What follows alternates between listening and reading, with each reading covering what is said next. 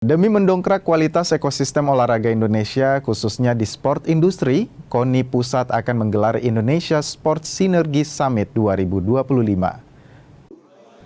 Acara ini akan digelar bertepatan dengan Hari Olahraga Nasional pada September mendatang. Rangkaian ini merupakan sinergi lintas sektor demi mewujudkan transformasi ekosistem olahraga nasional.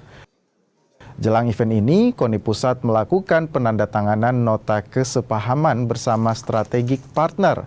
Perhelatan tahunan ini meliputi kegiatan Expo Industri Olahraga dan forum yang melibatkan para stakeholder olahraga demi kemajuan olahraga Indonesia. Expo atau exhibition untuk industri olahraga.